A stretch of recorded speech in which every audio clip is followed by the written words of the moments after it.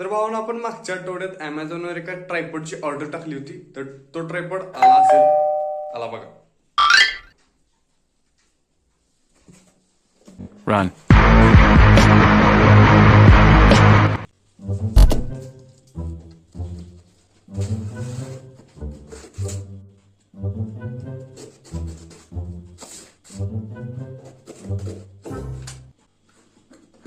Finally open guys.